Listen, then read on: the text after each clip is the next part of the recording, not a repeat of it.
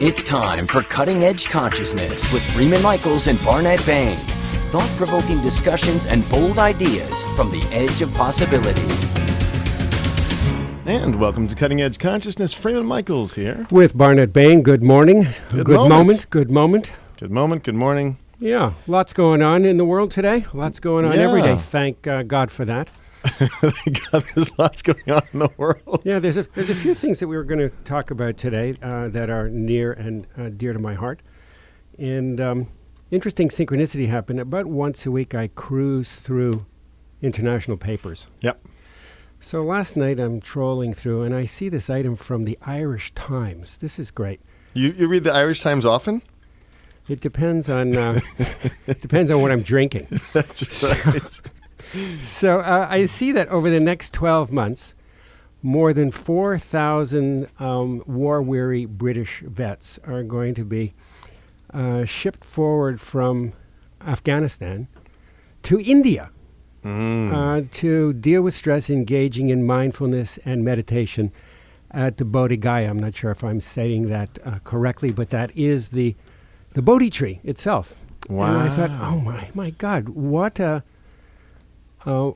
an incredible seasoning. Yeah, what we are going through as a world. I'd love to see what's going on, and I guess they call it the War Department there. I'd love to meet some of those guys. Yeah. So there is some very progressive thinking. Yeah, I'm being deployed to an ashram. Isn't that fantastic? It's so interesting, and it makes sense. I mean, we know that, trauma. There's responses to trauma. Obviously, doing nothing, which has been a plan of our War Department in the past, hasn't worked out so well, and even going to fix it is not necessarily helpful. Absolutely not. And there's this distinction that is important to be made. That is, and we'll put this to our guest in a moment. There is a distinction to be made between mindfulness and mentalness. That's a great mindfulness point. is not about doing nothing, but it is about engaging being states. Yes. That are a very different order of intelligence. And I know we're running a little late, so I hope that our listeners will forgive our breathlessness here. I'm going to try and blame it all on our producer. Good to see you, Spence. How are you? That's right. I want to welcome our guest, Congressman Tim Ryan, who serves as a member of the House. Are you there? I'm here. How are you? You're there. Great. By way of introduction for any of our listeners who are unaware that Congressman Ryan serves as a member of the House Armed Services Committee, as well as its subcommittees on readiness and on emerging threats and capabilities. He's also a member of the House Budget Committee, co-chairman of the Congressional Manufacturing Caucus, and also you may not know that he follows a daily mindfulness practice and has been an outspoken advocate for promoting mindfulness practice. And in fact is the author of this incredible book. I am holding it up to our in-studio camera. There you go. A Mindful Nation. Welcome to the show, Congressman. Oh, it's great to be with you. Well, I bet you've got one or two things to say about 4,000 Brits being shipped off to the Bodhi Gaya for mindfulness training.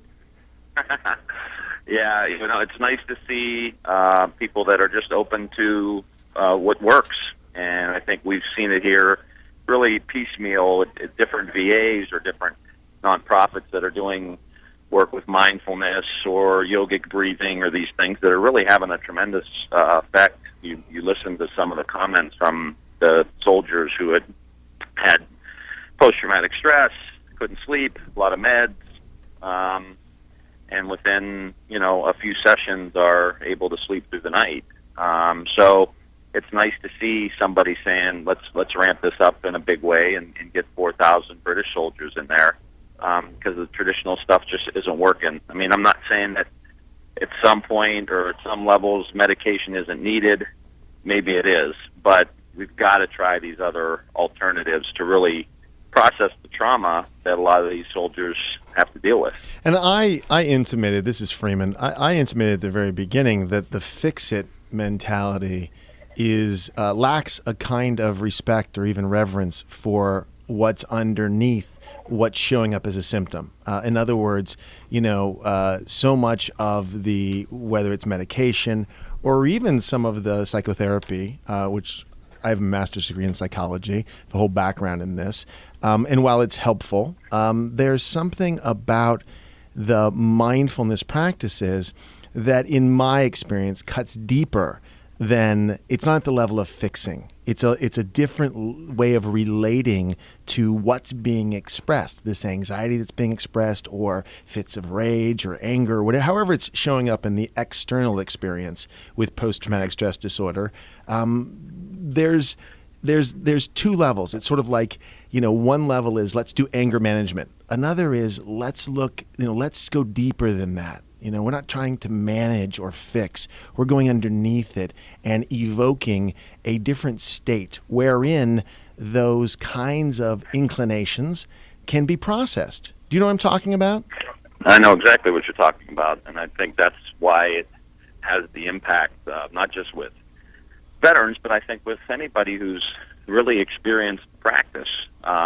You are underneath it. I mean, you're watching it unfold. That's it.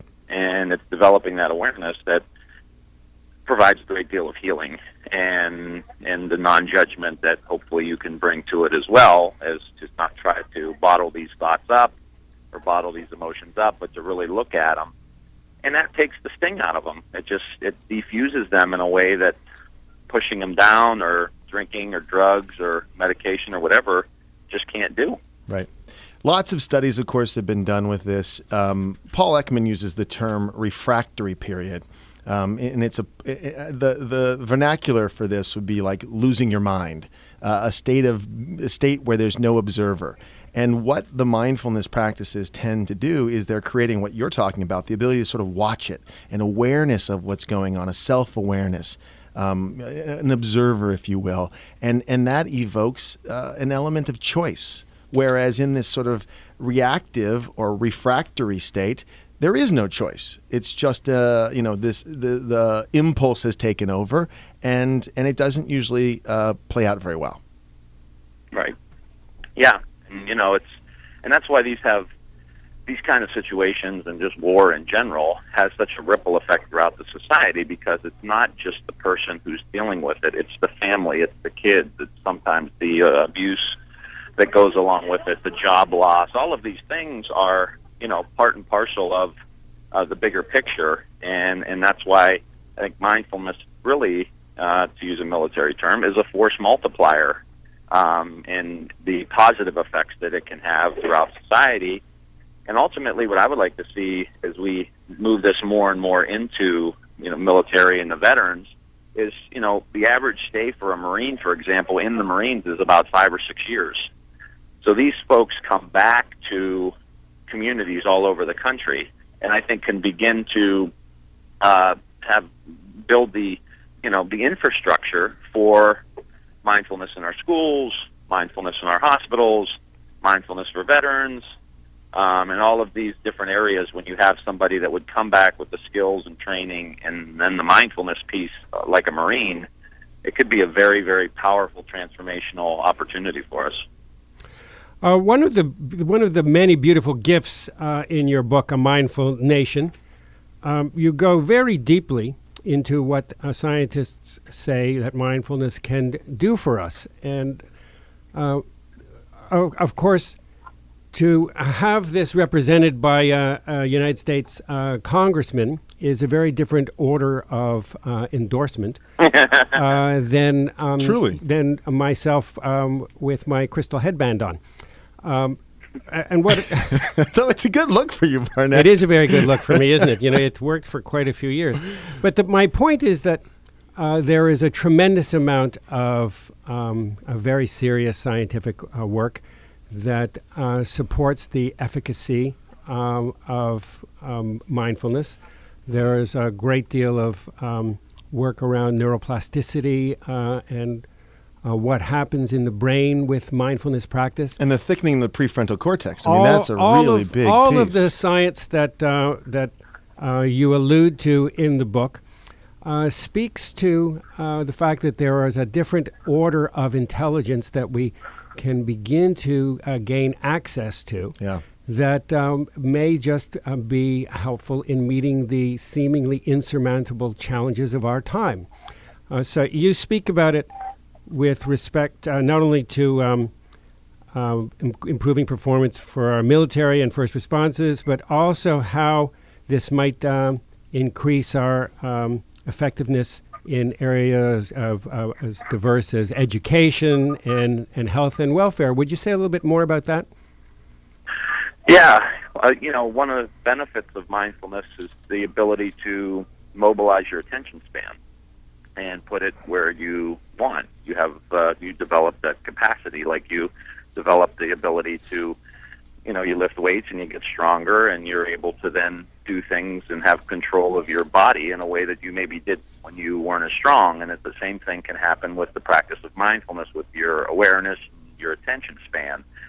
So if you look in the field of education, for example, one of the key components, really the foundation of learning, is the ability to mobilize your attention span, to put it where you choose and sustain it for a period of time on a math equation or scientific equation.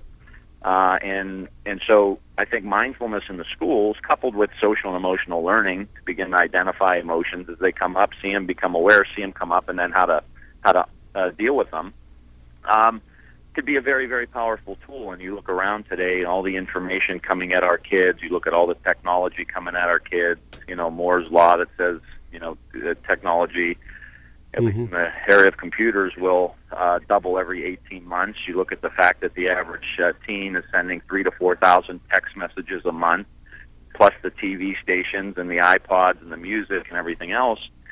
We better get busy real quick making sure these kids develop an attention span at an early age, because we don't know what the effects on the brain are going to be in the long term. And to have kids with so much attention deficit disorder and such an inability to pay attention to their parents, to learn how to live, I think mindfulness can be a huge component and should be the new foundation for a new education system. You're really talking about nothing less than learning how to manage our own thinking, and that's a subversive idea. That's well, part of it is, part of it's the attention span piece, and then, the other part, as we were talking about with the vets, is, teaching these kids how their brain works and how their amygdala can get really jacked up when they're angry or upset or dealing with the traumas of life, and how that shuts off your prefrontal cortex, and which you need for working memory, you need for balancing your emotions, decision making. All of these things happen up in the prefrontal cortex, which literally gets shut down when your amygdala gets out of control. So think about kids in school districts all across the country that come from abusive families, violent neighborhoods, gangs, whatever the case may be. They're almost in a constant state of having an amygdala that's really, really activated. And so to teach them this fundamental skill, I think, is really essential today. I saw this firsthand 2 years ago, literally to the week. I was in the Ninth Ward in New Orleans with Bobby DePorter, who you may know as the CEO of Quantum Learning, and we were doing a presentation at two schools. The first, MLK Junior High. This is in New Orleans. This is New Orleans. Right after Hurricane Katrina. A little bit after. Yeah, it was 2 years ago. 2 years ago, that's right. The first school, they were practicing the quantum learning 8 keys to success, which include emotional literacy and mindfulness. And the environment in this on this campus was so connected and so loving. It was palpable. There was such a sense of collegial relationship amongst the students and the staff alike. That afternoon, we went to another school, and it was an absolutely different experience. Affectless kids, and it almost felt like It almost felt like a holding. It was a completely different institutional environment, and you can measure, you can experience the difference between what happens in young people when they begin to become aware of their mood states, and they learn the techniques and the skills and the practices for shifting them. Right. There's a piece. Essential stuff. Yeah. Essential stuff. Essential stuff.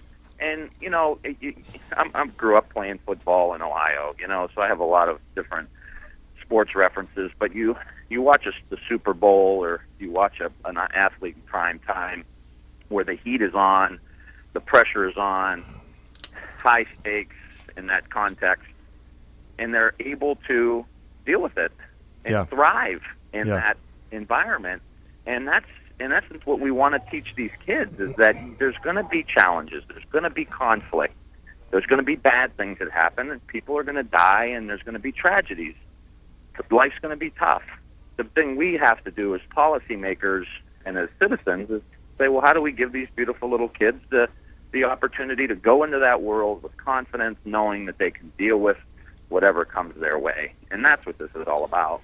There's a second piece about this, too. We have to take a quick break, but when we come back, I also want to talk about the potential of developing new capacities, because, not only are there current issues with sensory overload, as you were sort of outlining, where kids are highly disorganized, and obviously mindfulness practices is a way of organizing and developing this executive planner, this prefrontal cortex, where they can handle more and more complexity.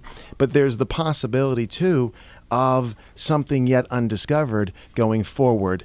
And I want to talk about that a bit when we come back from this break. Stay with us here on Cutting Edge Consciousness.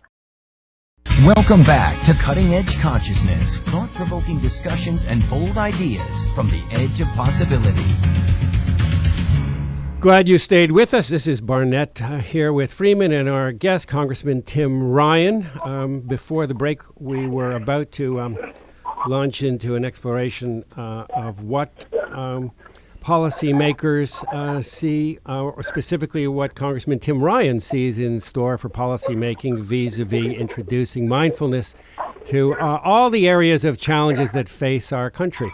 And I was actually bringing up the idea of, yes, we can see where mindfulness and mindfulness training is helpful in situations where there's chaos, and trying to help kids and help people who are in trauma to organize so that they can think more clearly, and they have more of an observer, more choice ultimately, and that's exciting. But, this is the edge of possibility. This is cutting edge consciousness. We're about looking forward and saying, yeah, that's all great, but what I'm really excited about is something yet undiscovered, just in terms of, we have hints from people who have done many years of mindfulness practices, in that their prefrontal cortex has literally grown. It is thickened, right? And so it really, for me, gets me juiced up and saying, just from my own experience, the bit of work that I've done, how much more capacity comes online. Mm-hmm. And I'm curious from your perspective, Congressman Ryan, just some things that you kind of can see hinting at in terms of new possibilities beyond just managing the stresses of daily life. Well, who knows? I don't know. I mean, yeah, that's the good news. But ideas of things that you get kind of excited about with this. Well, I think about, obviously I come from an area in Ohio that we've really struggled for a long time economically, and we're moving into a new phase where we've had a big turnaround in Youngstown, Ohio. I mean, it's not nearly where we need to have it, but I get excited when I think about, as you said, what's happening with our brains and development. I think the ability for us to get into this creative state where we can start really solving some of the big problems we have in the country. Where we, one of the things you figure out too when you practice mindfulness is how things are interconnected. And I think that's part of the problem with government right now. We have these silos. That was the problem on 9/11. Where we have all these silos. No one's talking to each other. Same in education. And really, what is the difference between education and healthcare at this point? Isn't it in some way all the same thing? So how do we take this opportunity to become more aware, to have to tap into our natural creativity in a way that we maybe never have before in the country, and create new systems? And I write about that in the end of the book, and I talk about Peter Senge and Paul Hawken and these people that are really involved in systems change and new approaches to things with the environment and energy. To me, that's what's really exciting. This is not just everyone's going to go sit on their cushion and feel blissful. This is about how we get off our cushion and how we take these skills into the real world to reduce suffering. That's precisely it. That to me is what gets me up in the morning. It also resolves a lot of seemingly paradoxical positions and energies. You write beautifully in the book about being a new hunter. And you make the case in the book that sitting out in a duck fold for the first time, a virgin duck hunter. It's been a while since you've been called a virgin duck hunter, I'm sure. So sitting out in this blind, in the quiet, in the stillness of nature, you had a peak experience that was akin to the experience of being in a mindfulness practice. And from that, you were more able to sense some of what the primal attraction of this kind of American heritage. This is an American heritage. Our going out into nature and being in the stillness of nature, and the relationship that we have with the animals that feed us, the interconnectivity of all things, that we are at once separate and connected to all things. And it resolved for you, you write, some of your confusion around issues that we treat only at the level of policy, gun rights, et cetera, et cetera. So I'd love you to speak a little more to that. Well, yeah, it was an amazing experience. It was my first time. It was actually turkey hunting, and it was just one of those things where I had been practicing mindfulness, and here we were sitting in the woods at 5:30 in the morning, and it was as quiet as could be, and the world around me slowly woke up. You could hear the first bird chirp, you could hear the first turkey fall out of the tree, start gobbling. And it was just the light, how the light slowly revealed itself. It was just the most amazing experience. And I was like, this is mindfulness. And I really appreciated why people go out hunting. And since then, I've met more hunters that go out and don't hunt anything. They just go out and they sit and they are in the quiet. And I think it's one of the reasons it's such a tradition. I think a lot of people who, they long for that. We go on retreats. They go out hunting for a couple of days, the first day of hunting season. And it's just, I think, very healing for them. I've heard that as well from many hunters, that it's really about being in the stillness. There's really a charmed environment that they are responding to. I'm curious, how is it that your practice, and how is it that your book has been received by your colleagues? It's I've been surprised how well received it's been. I'm not going to say there was overwhelming people coming up to me, but the handfuls of people that have said, I read it, I really liked it, can you teach me how to do it? I actually started doing a quiet time half hour every week before votes in Washington, in the Capitol. And I've had people come up to me saying, hey, they haven't made it down yet, but I want to come down. I want you to teach me what this is. I could use a little bit of that. Members of Congress are stressed out as everybody, traveling back and forth. It's a job that demands a lot. And so people are looking, and I think not just with members of Congress, but others, I think there's a general openness to this now that there wasn't 5 or 10 years ago, because we're trying to deal with a crazy society that's getting faster and faster. And so members of Congress aren't any different in that regard. Well, and the challenge, of course, is that most folks meet that craziness at the level of craziness. And what you're talking about, if I hear it correctly, and I love the idea, by the way, of stillness before votes, because, you're talking about accessing a kind of wisdom, or maybe even clarity, that's not going to happen when you're by reacting. approaching something, at the level of the chaos that's running it. Right. Exactly. Yeah. I mean, and that's it for all of us. How do you draw on that stillness again, like the athlete or someone who's trying to solve a problem? And why does it pop in your head when you're in the shower? Because you're relaxed, you're not thinking about it, and the solutions emerge from that, as opposed to just gotta think it through. I really gotta struggle hard and really think about this, as opposed to being open. And when you read books about presidents, for example, you read about Teddy Roosevelt. He's jumping in the Potomac River, going for a swim in the middle of the day. He would go out on horseback. His staff couldn't find him, didn't know where he was.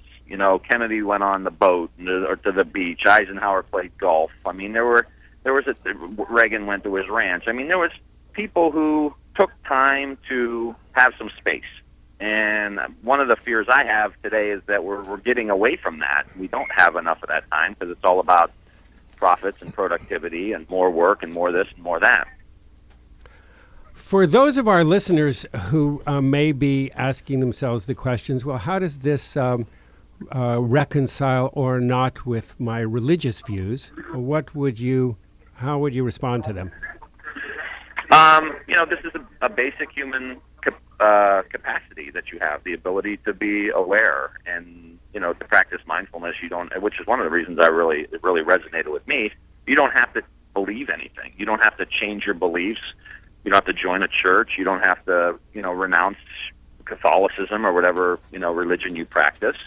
I actually think it can help really deepen any religion that you may practice, because you're present. So if you're praying the rosary, or you're saying your prayers, or you are at a ritual, you will actually be at the ritual. You will actually be praying the rosary with mind, body, and spirit all together. And I think mindfulness can really help deepen it. And I know when I go to Mass, it's a deeper experience than it used to be, years ago. And I think it's really important. Again, you're in the moment. I tell the story about a Simpsons episode where Homer Simpson is in church with his headphones on, listening to the football game, and the pastor's preaching, and right in the middle of the sermon, Homer gets up and starts screaming because his team's running for a touchdown. And so the point is, I've been there. Church? Are you at church, or are you thinking about the football game? And mindfulness can help you when you're at church to just be at church. All right, there's one other piece I want to touch on, and it's this idea of seeing the interconnectedness. One of the challenges that I am very aware of is how much us and them is going on, how quickly, especially in politics, things get oversimplified. Barnet and I talk about dynamic complexity, being able to handle the things being, complex and having layers. So moving into what I think is necessary, which is a collaborative model in terms of systems. We have a competitive model, and while that's created outcomes that we can say are positive, it's topping out. There needs to be, in my mind, and maybe you can speak to this, more cooperation. Definitely in politics right now. I've never seen in my adult life so much fractured, us and them kind of stuff going on. And to solve problems, it's going to take collaboration. So I want to talk specifically about seeing the bigger picture, seeing what unites us versus being so vested in what divides us and so quick to jump on a soundbite or a position. So how does that work within your frame of reference in terms of mindfulness? Well, it helps. I think it helps ratchet it down. And I know I'm different today than I was 5 years ago as far as how I take on my opponents, or how I advocate for positions. I think it's with a little bit less anger. I mean, if my anger is high, it's just adding to the anger. It's not reducing anger. It's adding to anger, and we're trying to move away from that. So that's why I think it's part of it is leading meditation groups and trying to get other members of Congress to sit and get some quiet time but part of it's got to be a cultural thing, because somebody's demanding that politicians act a certain way. In many ways, they're reflective of the culture, and we have some systems problems too. The redistricting has created very, very conservative districts where a primary election is really the only election. Mm-hmm. I can't remember how many, 70 or 80 Republicans won with 70% or more. Mm-hmm. So that means they have to go to the right, in many ways appeal to kind of the intolerant, vitriolic, kind of people that are out there right now. And they have to bring that to Congress because they got to represent their constituents, and here we are. Right. There's a systems problem with the redistricting in the House of Representatives. Obama won, not to get too political, but Obama won, the Senate won. We won a lot of Senate seats, Democrats, but we couldn't win the House because redistricting has created these districts. For example, in Ohio, Democratic congressional candidates got more votes than Republicans, but it's 12-4 Republicans over Democrats in the congressional delegation because of the way that the districts are drawn. So that makes it really, really hard. But I think the long-term solution, or can aid the issue, is to get mindfulness in our culture. To turn the TVs off, Fox News, MSNBC. Let's turn everything off for a certain period of time. Get your amygdala calmed down, so that you can access your prefrontal cortex and we can think through some of these problems. And so it has to be a cultural thing. It's not going to necessarily be top-down. There's not going to be a secretary of mindfulness.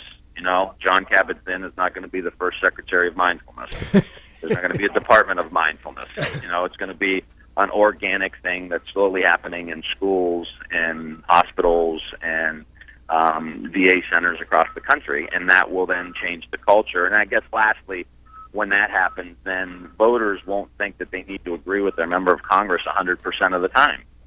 And this is right and left.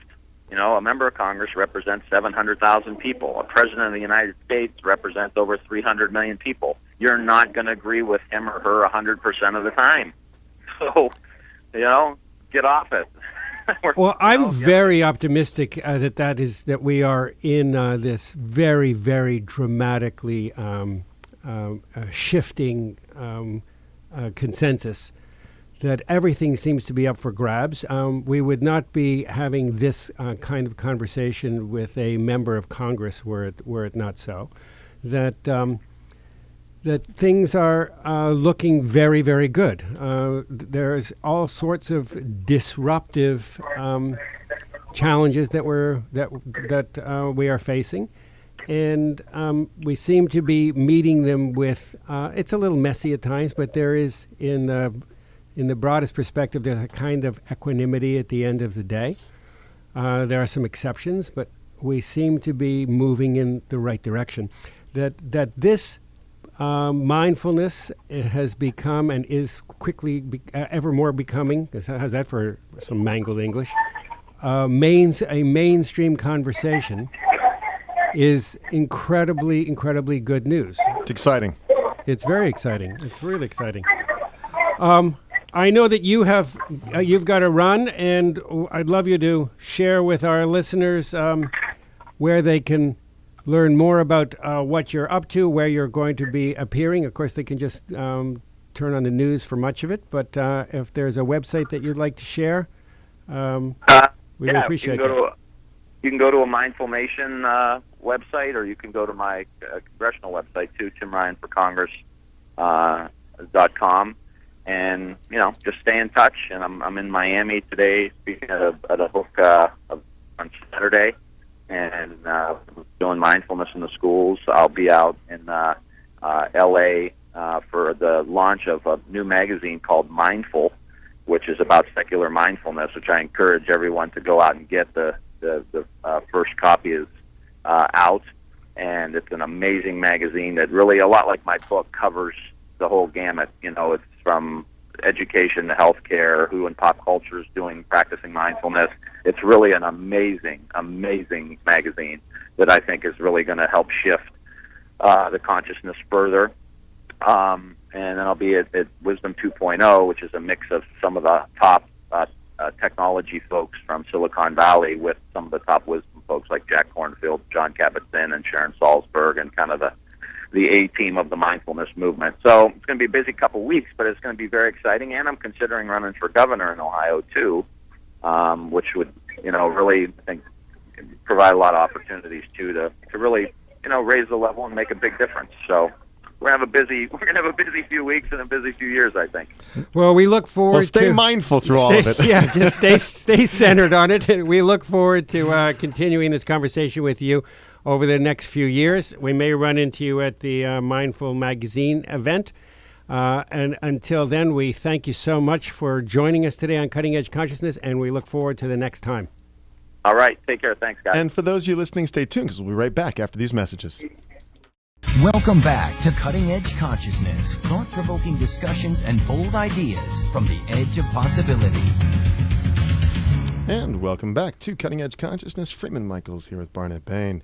Just got done with Congressman Ryan, Tim Ryan from the state of Ohio, though he was in the state of Florida because he's a busy guy running around sharing some pretty incredible viewpoints. Altering states. Altering states. Altered states. Well, that was really a pleasure. Stillness before votes. That's great. How about some stillness? Before votes, before everything. We spoke before the break about how quickly these ideas are becoming mainstreamed. Yeah. Now here we have a United States congressman talking about consciousness on the radio and writing a book about consciousness. Yeah. It's very difficult. It requires a real choice, a real commitment to be pessimistic in these times. That's a real commitment. It cuts both ways, Barnett. I mean, it's interesting because, I've never seen an election so contentious as the last election. The intolerance is at a fever pitch. So there's always paradox. They're both true simultaneously. Yeah. Yeah. So, I mean, the idea that we can see, the dangerous path or the threat of possibility at the same time that we can see this incredible opportunity, and they're running parallel. At the same moment, you can see both ways. And obviously, from our perspective, it's about opening up multitudes of possibilities so that and again, from the mindfulness state of consciousness, all that becomes available. In the reactive mind, it's in or out, black or white. There's no ability to hold dynamic. It's guarantees. Yeah. It's no dynamic complexity when you're in that state of mind, the unconscious, reactive mind. Yeah. But I see it as having crossed the point of no return. This is really such a mainstream conversation in the same way that there was a time not very long ago when women did not have the vote, when black people were not free in this country, when the world was viewed as flat, when... it's an idea that's time has come. It was only recently that the Vatican absolved Galileo. He was excommunicated for having asserted that the Earth moved around the sun and not the other way around. Yeah.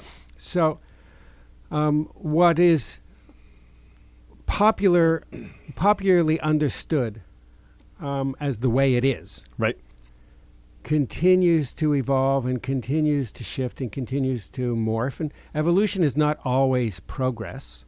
Right. But this is as you say, there is evolution that could be more and more entropic, chaotic dissension.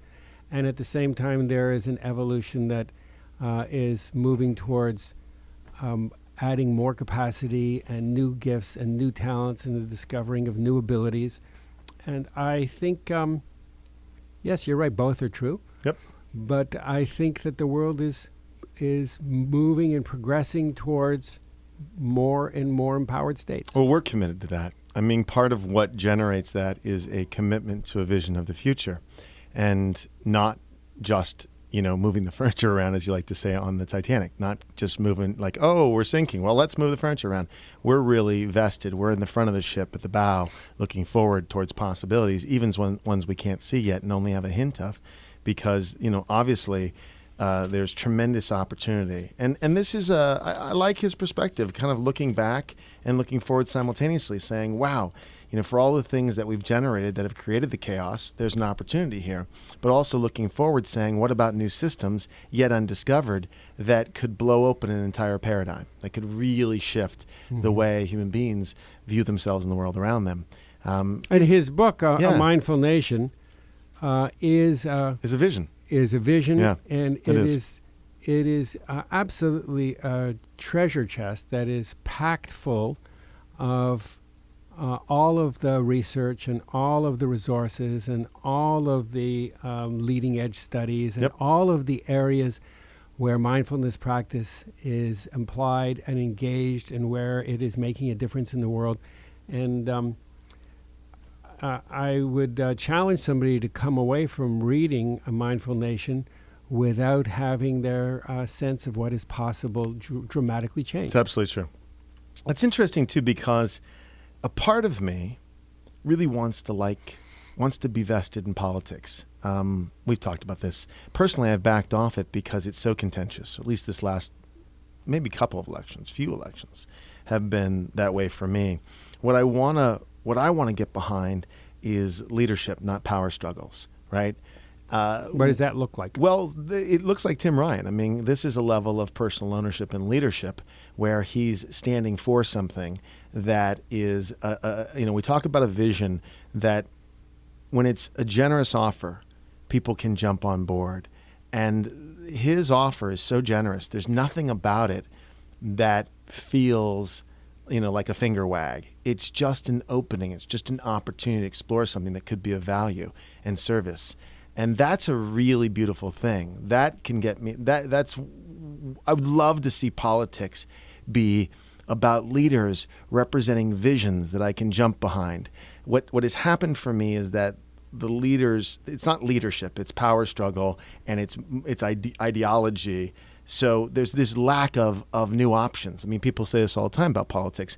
I'm voting against, it's the worst of the candidates. It's like, okay, well, this is maybe slightly better, but when was the last time you were excited about a politician and their vision of the future and that it was fresh and new?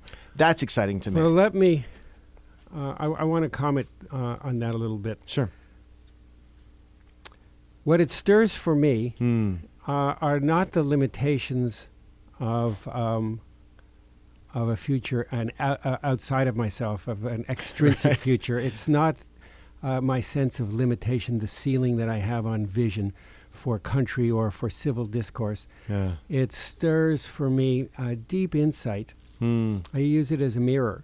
Yeah. And it speaks to my own lack of vision for myself and my own lack of vision of what is possible. And when my internal guidance system constantly resets from territory that is familiar to me, then there can be no sense of discovery and of something new. And the more fearful that I become, conscious of it or not conscious of it, the more unwilling I am to risk stepping out into the unknown. Beautifully said. And politics is a mirror of my own sense of my own tyranny, the tyranny of my own relationship with the past, and of holding on to ways of being fundamentally in control at the expense of the luxury of making mistakes and having it be a little sloppy. I see it as an inside job, and the beauty of mindfulness for me is that it allows me to still all the voices, or to be aware, not to still them, but to be aware of them and to be less identified with them and more relational to them.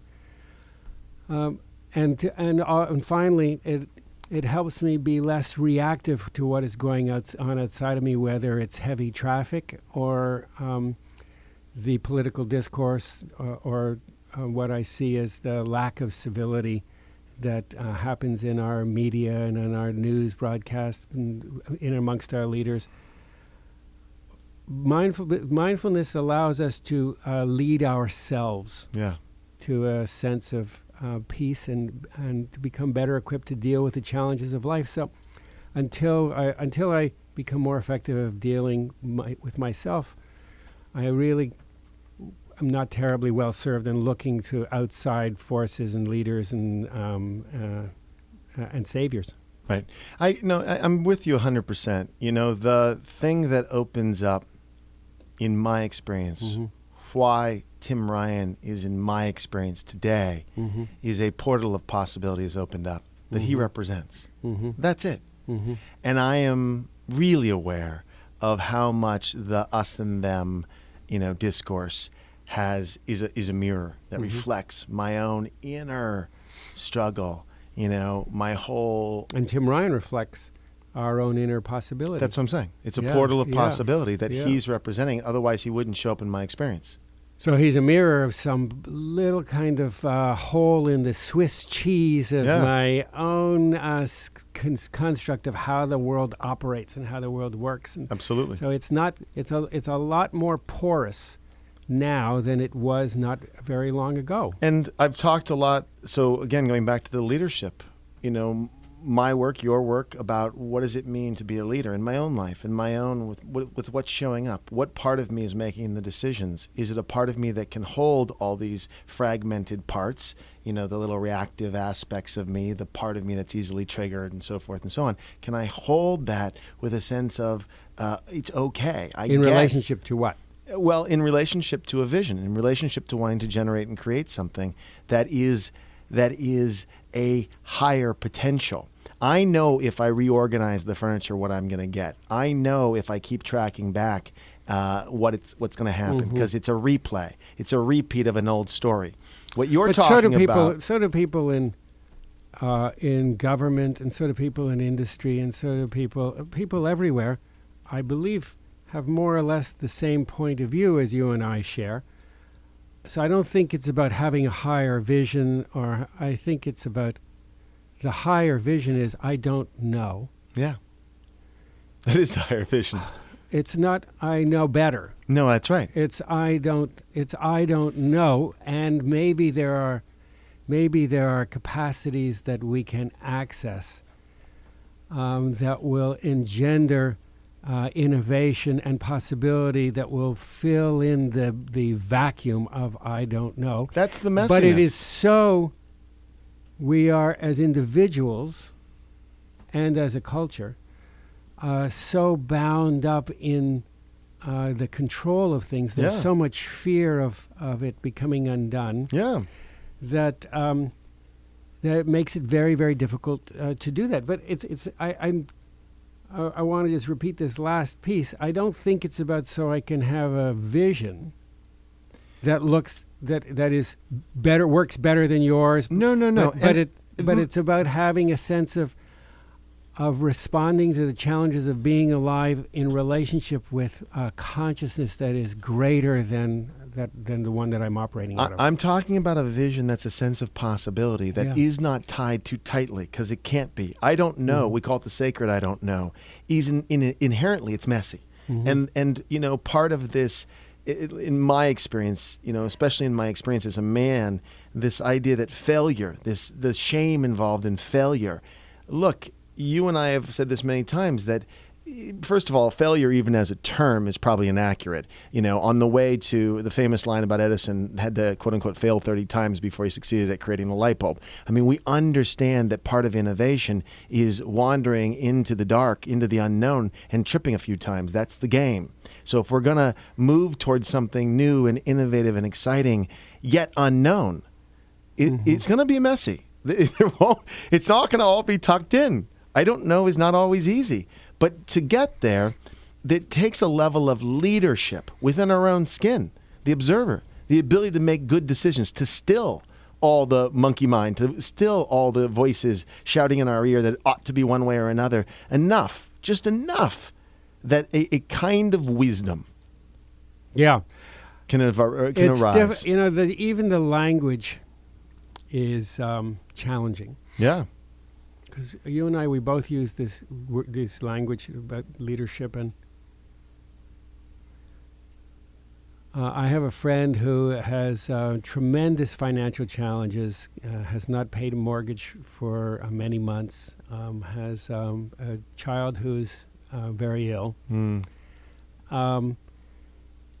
and is facing so much pressure in his life and is such a good person that to say, well, I understand why he is bound up in fear and in control, that there is no room for him to make any more mistakes. And I can understand that there, and I can also understand it in the national scene, both on the left and on the right. I understand why people want to be armed. I understand it. And I also understand that to say you can or can't be armed, or you can or can't, you have to change what you're doing now in order to pay your mortgage, to change everything about yourself.